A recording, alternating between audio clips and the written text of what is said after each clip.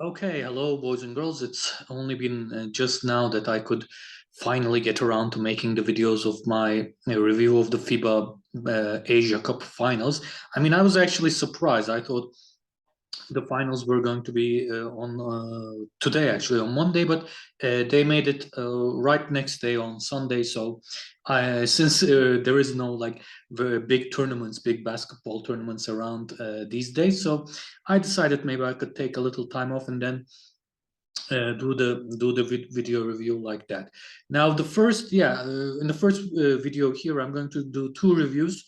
First for the third place game, and then for the final after that. So let's start with the third place game. It was between New Zealand and Jordan. And now Jordan, of course, started the game with quite a few disadvantages.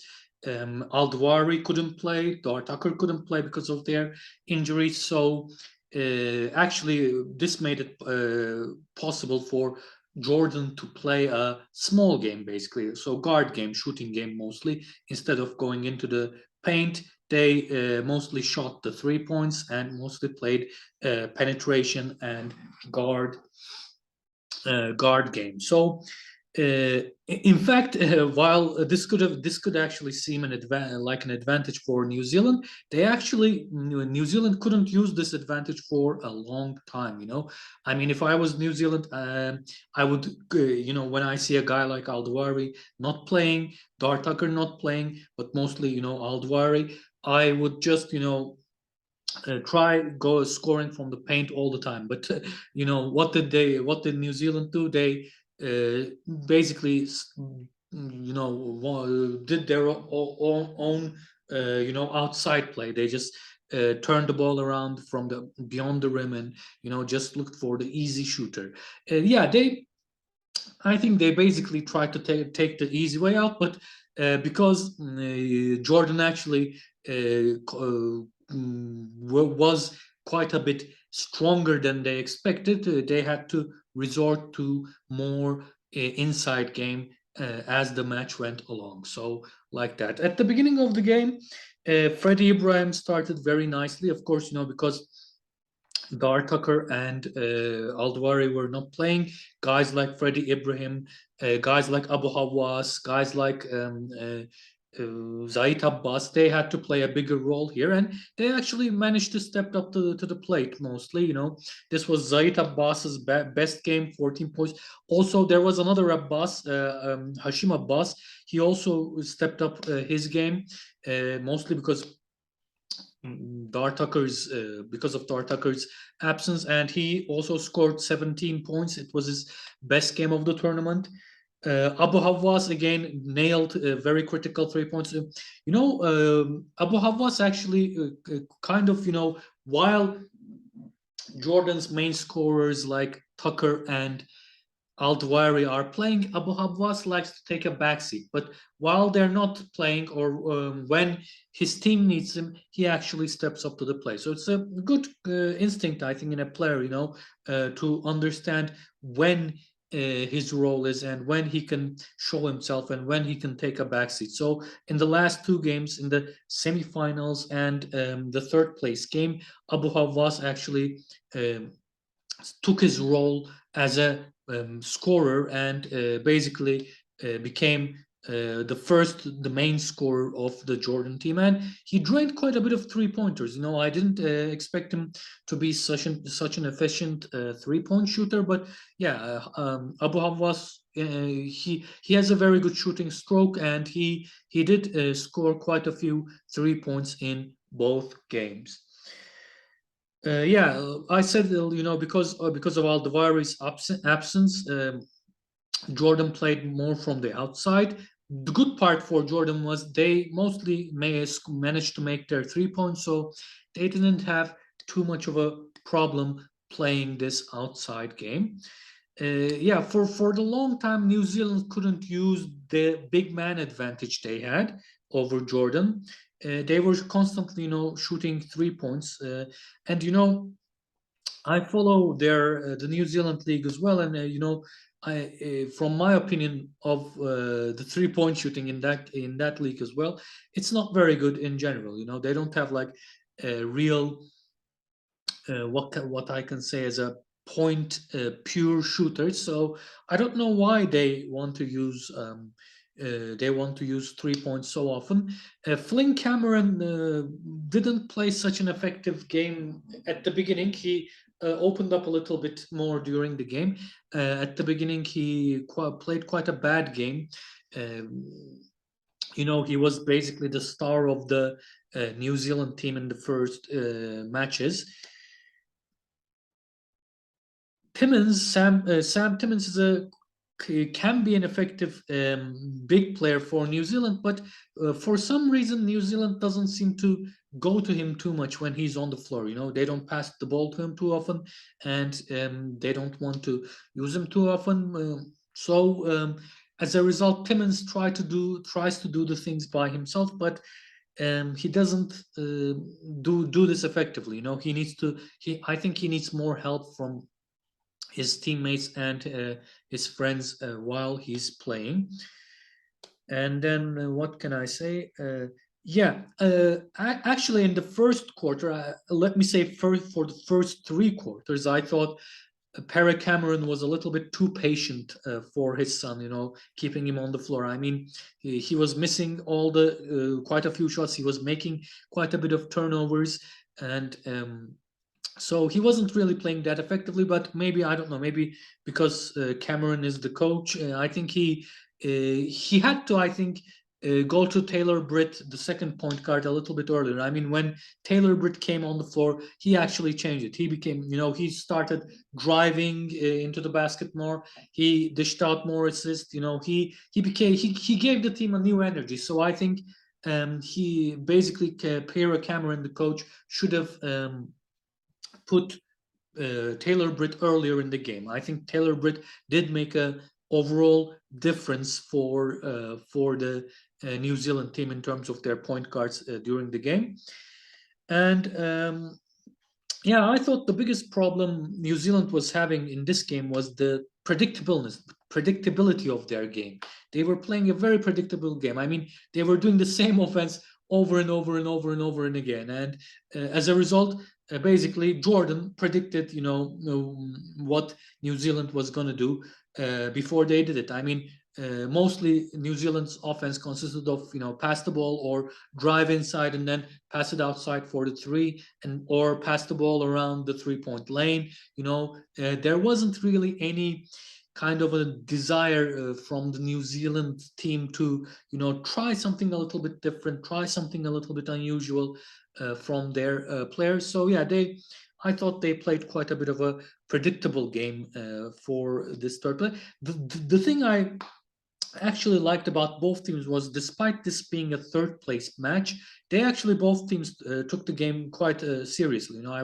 I was expecting a little less seriousness because of, it's psychology. You don't really expect players to concentrate as much, if they were playing the finals for the third place game. So I kind of was appreciative of the fact that, yeah, they actually took the game as seriously as they could, considering the circumstances.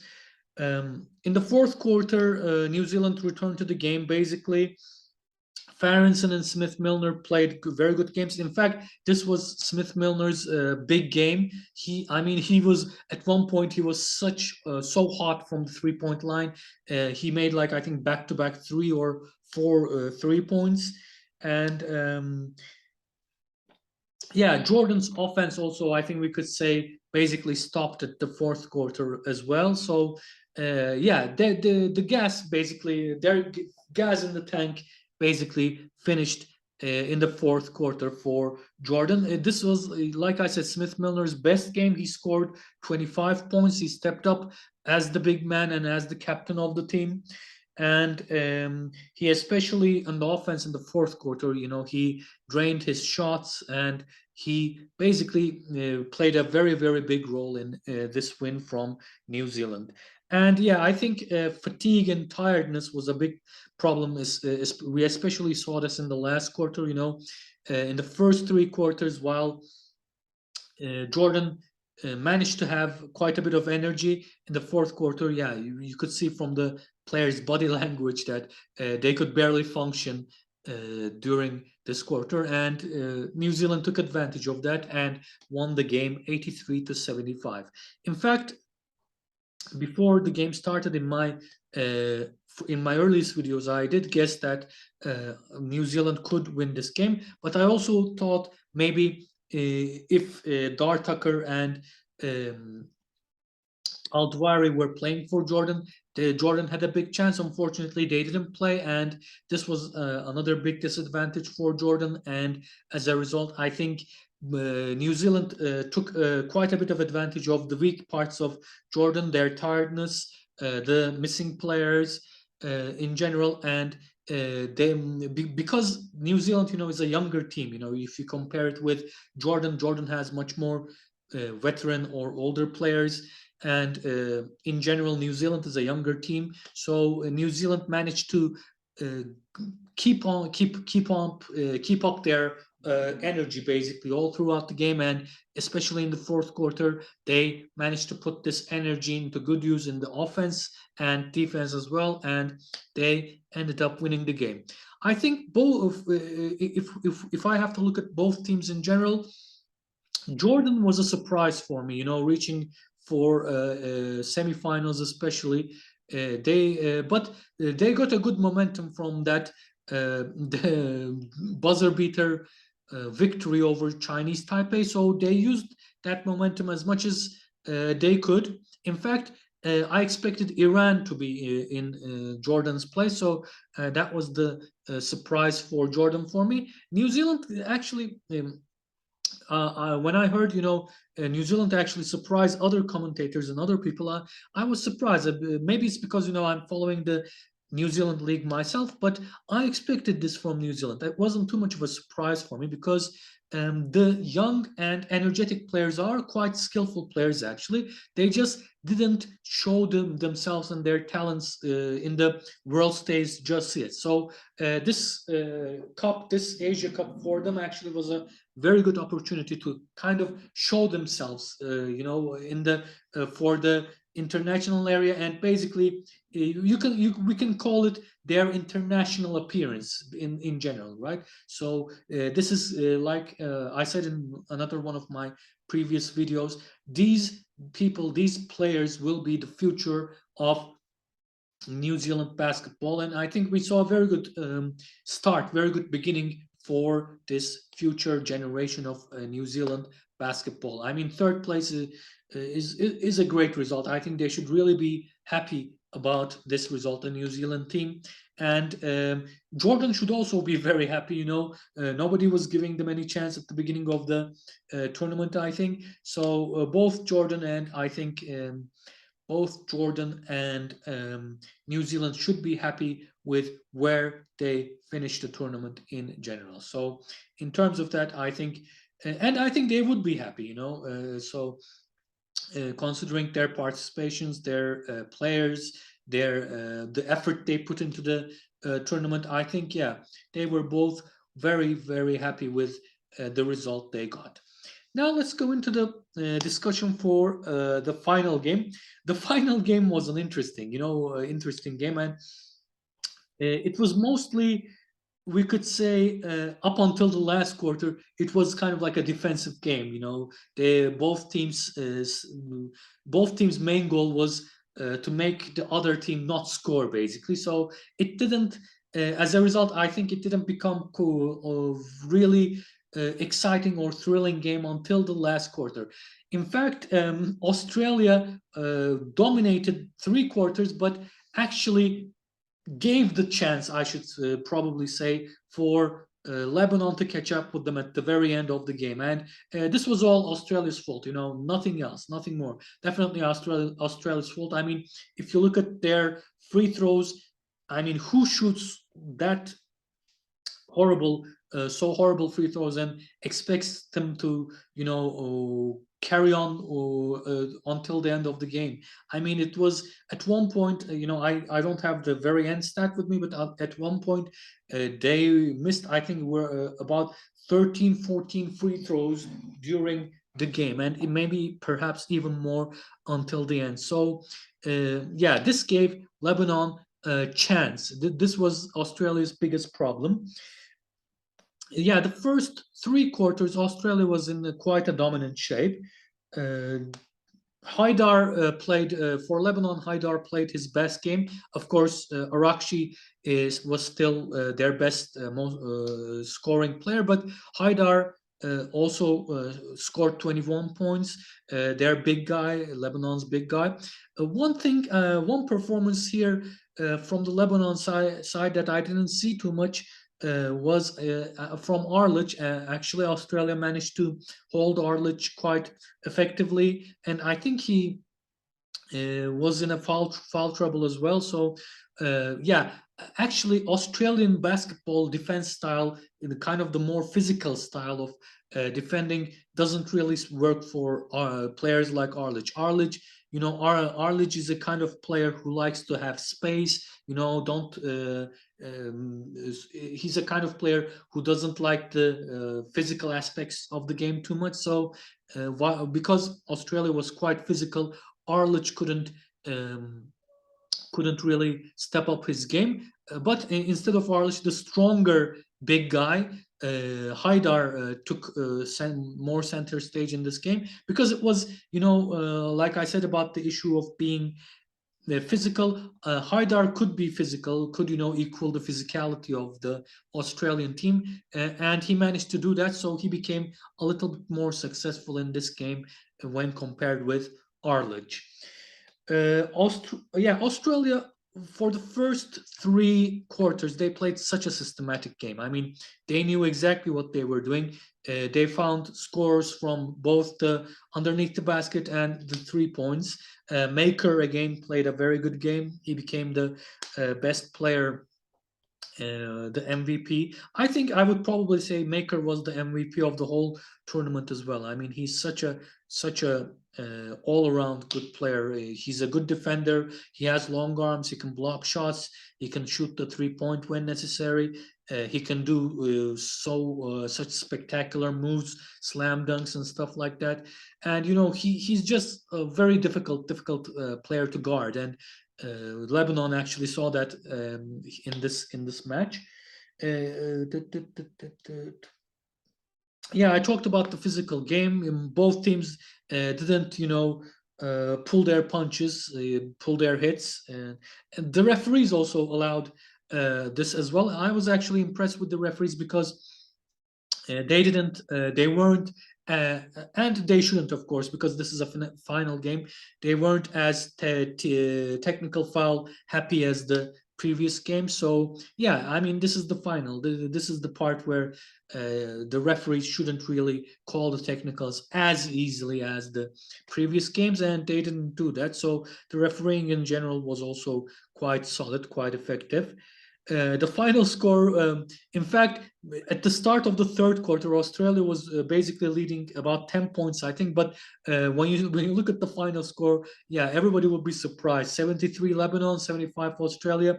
How did the match get to this point? Like I said, Australia basically invited Lebanon to catch them because of their horrible free throw shooting and horrible in general performance in the last quarter.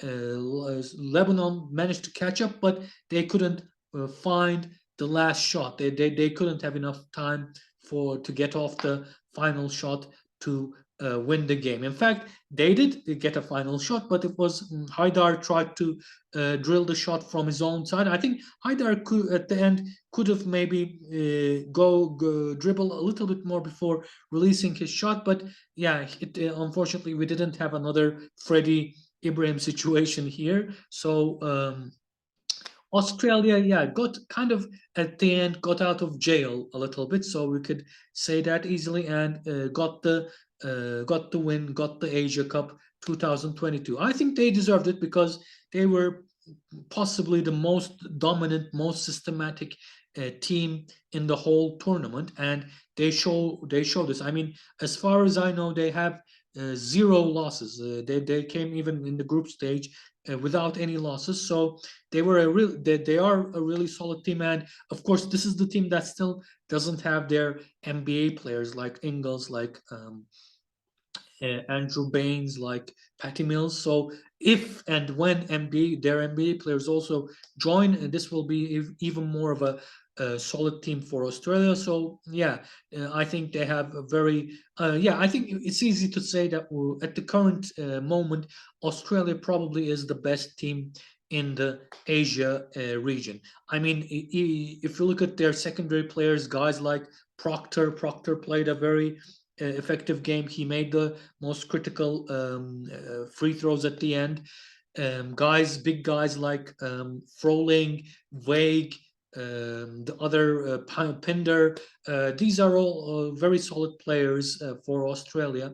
McCarron, again, McCarron is kind of a experienced player who knows when to act and how to act. So these are all very solid players, and they can come together as a very good team. So this because they can actually form a team, become a team effectively. Maker, of course, I forgot to mention Tom Maker.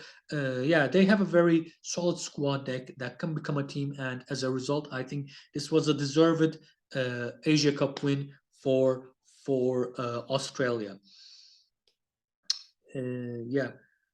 Yeah, in fact, I wrote it in my notes here. 12 missed free throws during the game. This is what basically nearly cost Australia the game, and made basically what made Lebanon catch up with them during the towards the end. In fact, I think this tournament kind of showed how important free throws generally are. I mean, in modern basketball, people don't seem to be giving too much importance, too much headway to free throw shooting. But yeah, free throw shooting can make or break a game if you're not careful. So yeah, I think this tournament also showed how important uh, free throw shooting is for a basketball game. I mean, it's an opportunity for a team to get points without the time, without the clock running. I mean, how it's funny. It's the easiest way you could possibly score in a basketball game, apart from an easy layup.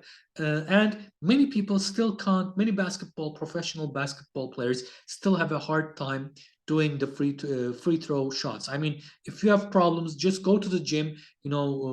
Maybe work 10-15 hours, do nothing but free throw shooting. So I don't know. It's a big problem. I mean, this was a very big problem for Turkish basketball national teams as well, all throughout the years. So yeah, free throws are important, guys. So make sure you work on your free throw shooting during your practices more than anything. I mean, tactics, strategy, this is good, but strategy is nothing. Tactics are nothing if you can't just make the basic easy free throw, right?